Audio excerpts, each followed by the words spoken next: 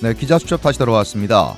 전국 물가가 8.5%로 급등하면서 41년 만에 최고치를 또 갈아치웠습니다. 인플레이션과 우크라이나 전쟁 등 국제 정세가 맞물리면서 물가 급등은 최악으로 치닫고 있습니다. 이에 따라 조 바이든 대통령은 유가 잡기, 연방준비제도는 공격적인 기준금리 인상으로 물가 잡기에 총력을 기울이고 있습니다. 네, 하지만 오를 대로 오른 물가가 단기간 내 잡힐지는 미지수인 상황에서 주민들의 부담만 더욱더 가중되고 있습니다. 고공행진 중인 물가, 이완 기자와 함께 이야기 나눠보겠습니다. 자, 이 기자, 물가가 사상 최고치를 또 갈아치웠죠. 네, 정말 무섭다고 표현을 해야 하겠습니다. 이 미국 물가는 결국 41년 만에 최고치를 또 갱신했는데요. 이 미국의 소비자 물가는 지난해 5월 5%대로 급등하기 시작해서 10개월 만인 올 3월에 8%대도 넘어서는 고공행진을 지속하고 있습니다.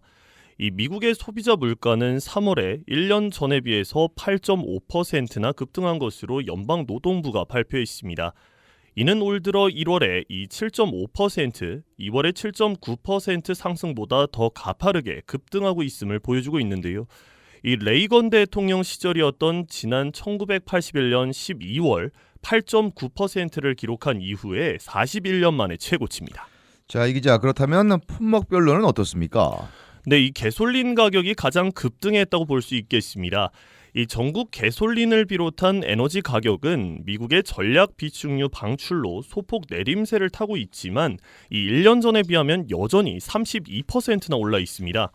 이 중고차 가격도 3월에 전달에 비해서는 3.8% 내렸지만 1년 전보다는 아직까지 35.3%나 비싼 수준입니다.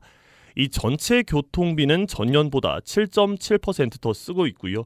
이 식품 가격도 8.8%나 올라 있고 주로 구입하고 있는 쌀과 간, 쇠고기, 달걀과 감자, 야채 등은 3월 한 달 동안에도 2에서 3%씩 대폭 올랐습니다. 이 전국 주민의 가계 지출의 3분의 1을 차지하고 있는 렌트비를 포함한 주거비는 1년간 5% 상승했습니다. 자, 상황이 상당히 심각한데 그렇다면 전문가들이 보는 앞으로의 전망은 어떻습니까? 네, 일단 다수의 경제 분석가들은 3월의 소비자 물가 상승률 8.5%가 잘하면 정점을 기록하고 조금씩 내려갈 수 있을 것으로 기대하면서도 진정되기까지는 앞으로 1년 이상 오래 갈 것으로 지적하고 있습니다. 이 뉴욕타임스와 월스트리트저널, CNBC 등 주요 언론들은 경제 분석가들의 분석을 인용해서 8.5%의 소비자 물가가 정점이 될 수 있을 것으로 예측을 했습니다. 이 변동이 심한 식품과 에너지 가격을 제외한 근원 소비자 물가는 3월의 전달보다 0.3%, 연 6.5% 오른 것으로 나타났습니다. 이는 2월의 0.5%, 연 6.4%보다 오름세가 주춤해진 것이기 때문에 3월이 피크, 정점으로 기록될 조짐으로 해석되고 있습니다. 이 러시아의 우크라이나 전쟁 악재가 여전히 끝나지 않고 있지만 연준의 강한 연쇄 금리 인상으로 미국 내 과열된 수요를 다소 진정시켜서 이 소비자 물가도 소폭으로 느리게나마 내려갈 것으로 시작하고 이 다수의 경제 분석가들은 기대하고 있습니다. 자, 그렇기 때문에 전국의 불경기에 대한 의견도 분분하죠. 맞습니다. 이 포스트 팬데믹의 미국 경제가 올해 연착륙하게 될지 아니면 불경기를 의미하는 경착륙하는 사태에 빠질지에 대한 의견이 분분한 것이죠. 네. 이 우선 연방준비제도나 바이든 행정부는 당연히 연착륙시킬 수 있다고 자신하고 있습니다.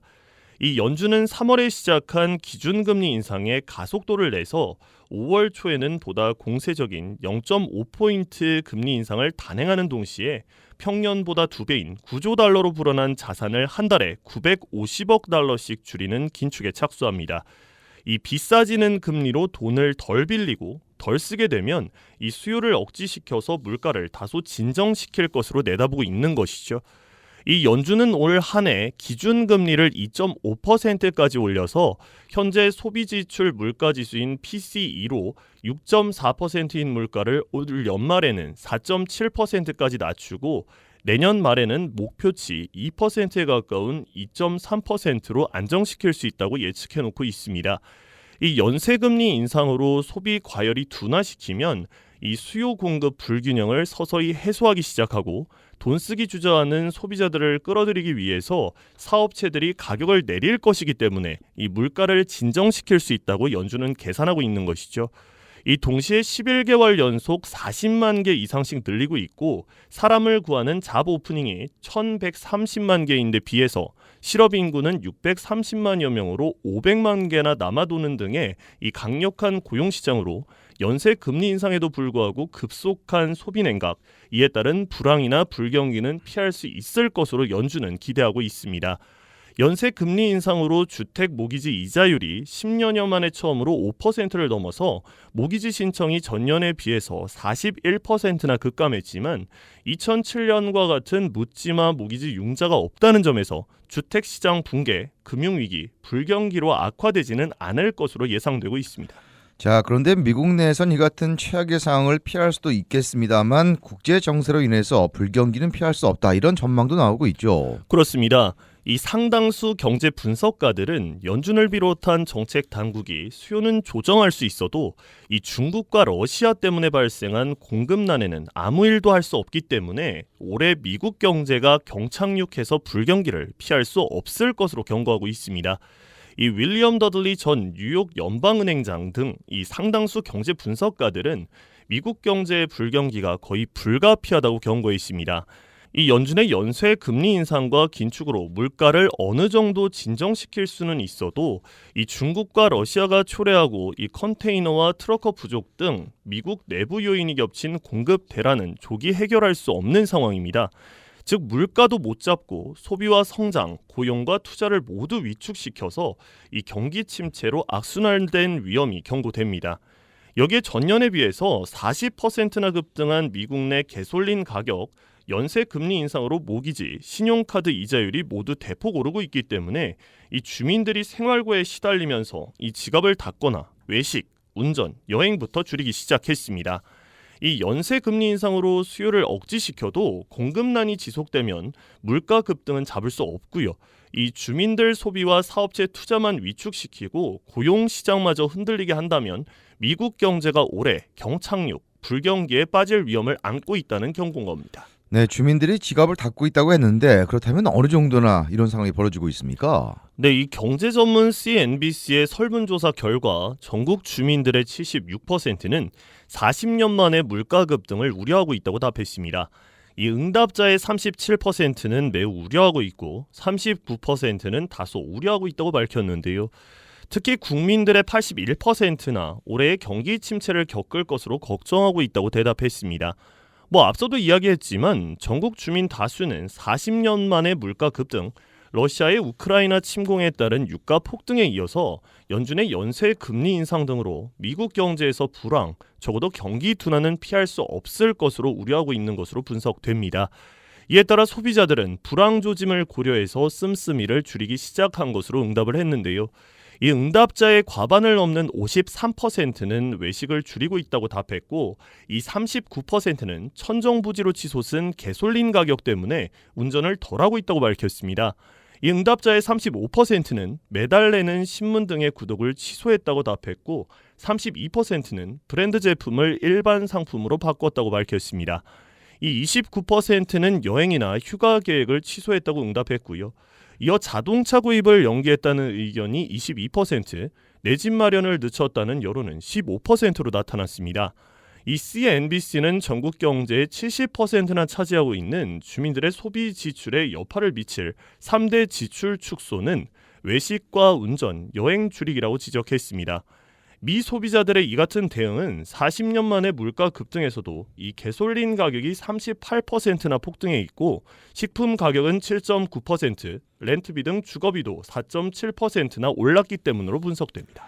자, 한인 사회 내에서도 한인들의 부담이 가중되고 있는 것이 피부로 느껴지고 있죠. 맞습니다.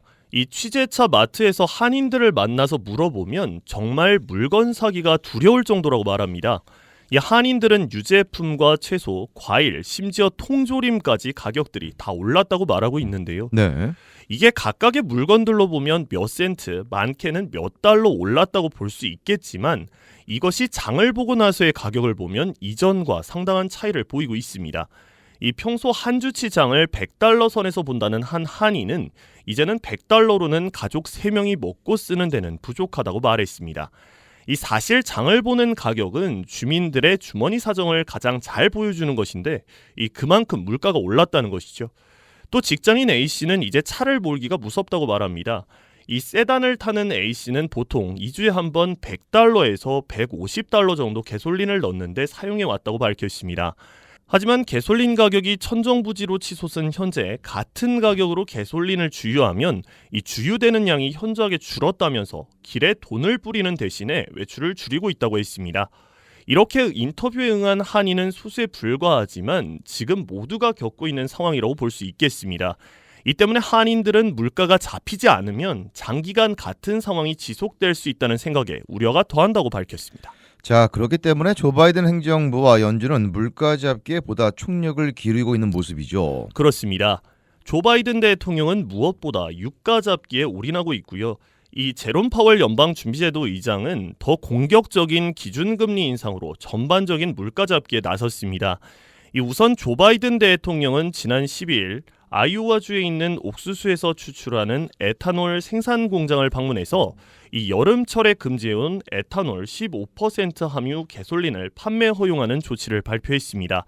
이 에탄올 15%를 함유하는 가솔린은 6월 1일부터 9월 15일까지 매연을 이유로 판매가 금지되고 있었는데 이 올 여름철에는 이를 일시 면제해서 판매토록 허용하겠다는 조치입니다. 이 연방의회에서는 민주공화 양당 의원들이 대체로 에탄올 15% 가솔린 판매 허용을 촉구해 왔었습니다. 이에 따라서 전국 주유소들에서는 올 여름철에는 오는 9월 15일까지 이 값싼 에탄올 15% 함유 가솔린이 판매됩니다. 백악관에 따르면 주로 판매해온 에탄올 10% 대신 에탄올 15% 함유 가솔린을 판매할 경우에는 갤런당 10센트씩 낮아지게 됩니다. 이에 앞서 바이든 대통령은 전략 비축유에서 하루 100만 배럴씩 6개월간 방출하는 조치를 실행하고 있기 때문에 이 유가 폭등을 진정시키고 전국 내 이 휘발유 가격을 소폭이나마 내림세로 바꿔놓고 있습니다. 자, 우선 가솔린 가격부터 잡겠다는 이야기인데 미비하긴 합니다만 그나마 조금씩 효과가 나타나는 것 같아요. 맞습니다.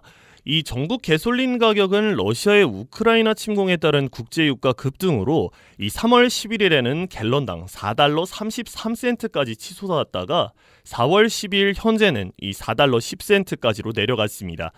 이 러시아의 우크라이나 전쟁이 종전될 기미를 보이지 않고 있기 때문에 유가의 급락은 기대하기 어렵겠지만 오는 11월 중간 선거를 치러야 하는 워싱턴의 가솔린 가격 낮추기 시도가 지속될 것으로 보입니다. 자, 연방준비제도 차원에서는 아무래도 금리 인상 카드를 생각하고 있죠. 맞습니다. 이 연방준비제도를 이끌고 있는 제롬 파월 연준 의장은 보다 공격적인 0.5포인트씩의 금리 인상을 5월은 물론 6월에도 연이어서 단행하게 될 것으로 시사하고 있습니다. 그럴 경우에 연준은 올해 회의 때마다 7번이나 금리를 올리되 적어도 올 상반기에는 5월 4일과 6월 15일에 연이어 0.5%포인트씩 파격 인상할 것으로 경제 분석가들은 내다보고 있습니다. 이 연준이 5월과 6월에 0.5포인트씩 기준금리를 인상을 단행을 하면 올 연말 미국 금리는 당초의 2%보다 높아진 2.5%까지 올라가게 됩니다. 이 연준은 기준금리를 올리면 각종 대출과 주택 모기지, 신용카드 이자율이 모두 올라서 돈을 덜 빌리게 되고 덜 쓰게 돼서 과열된 수요를 억제함으로써 공급 부조를 다소 해소하고 이 물가도 점진적으로 낮출 수 있다고 계산하고 있다고 앞서 말씀드렸는데요. 이 연준은 두 가지 물가지수 가운데 소비자 물가지수보다는 개인 소비지출 지수를 기준으로 삼고 있는데 이 3월 회의에서 현재 6.4%인 PCE를 올 연말에는 4.3%로 낮추고 내년 말에는 목표치인 2%에 가까운 2.7%로 더 인하시킬 것으로 예상해 놓고 있습니다. 네, 급등하는 물가를 잡기 위해서 연방정부 차원에서 각종 정책을 펴고 있습니다만 특별한 효과는 내지 못하고 있습니다. 또 연방준비제도도 인플레이션을 잡기 위해 강력한 금리 인상 방침을 세우고 있지만 자칫 역효과를 낼 수도 있다는 우려도 나오고 있습니다. 네, 현재의 높은 고물가를 빨리 정상화시키지 못하면 주민들이 더 이상 버틸 수 없다는 점에서 미국 경제가 헤어나올 수 없는 깊은 수렁에 빠질 수 있다는 우려감도 점차 커지고 있습니다. 네, 이완 기자 수고했습니다.